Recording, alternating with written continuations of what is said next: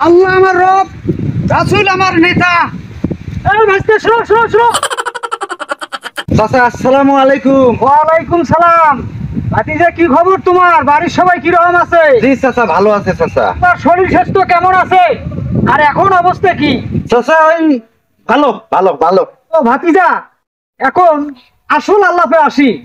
আসেন। ও ভাতিজা, ব্যাপারটা হইলো কি, তোমার কাছে একটা উদ্দেশ্য আছে, এই বিষয়ে আসছি। বুঝছি চাচা ওই ভোটে সাইডে হোগা মারার তালে থাকে। চাচা কি উদ্দেশ্যে যেন আসছেন তা আমি তো জানি না, তো বলেন একটু শুনি বলেন। ভাতিজা, হ্যাঁ সামনে তো ভোট, হ্যাঁ কাউকে না কাউকে তো ভোট দিতেই হবে। হ্যাঁ ভাইস্তা, হ্যাঁ বিষয়টা হচ্ছে হ্যাঁ এখন ভোটটা কিন্তু হ্যাঁ। দাড়ি পাল্লায় দিতে হবে। দেশের বুকে তো আরো অনেক সংগঠন আছে তাই না?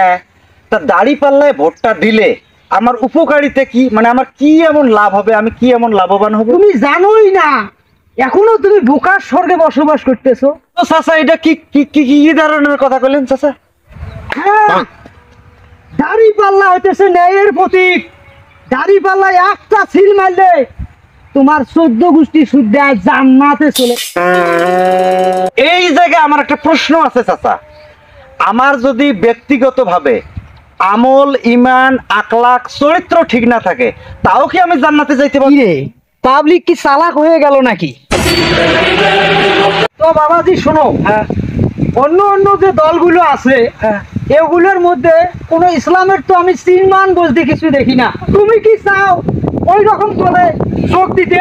আমিও তো চাচা ওই সমস্ত দলে যোগ দিতে চাই না, কিন্তু চাচা এখানেও আমার একটা প্রশ্ন আছে। হ্যাঁ বলো।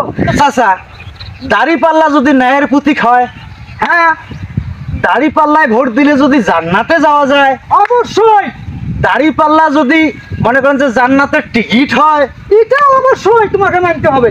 আচ্ছা চাচা, এই দাড়ি পাল্লা বা জামায়াত ইসলাম বিগত দিনগুলোতে যে অন্যান্য সংগঠনের সাথে ছিল বা অন্যান্য সংগঠনের সাথে সংসদের পার্লামেন্টের মেম্বারস হয়েছে, মানে এমপি হয়েছে, অনেকজন মন্ত্রীও হয়েছে, কিন্তু অন্যান্য সংগঠনের সাথে থাকলে যদি জান্নাতের টিকিট পাওয়া না যায়, ন্যায়ের প্রতীক না হয়, তাহলে আমার প্রশ্ন হলো, যে সমস্ত লোক অন্যান্য সংগঠনের সাথে জোট করে ভোট করে সংসদে গেছে, যারা এ পর্যন্ত বেঁচে নাই, মারা গেছে, এখন আমাকে একটা কথা জবাব দেন তো, যে এরা কি দোজখে গেছে না বেহেশতে গেছে?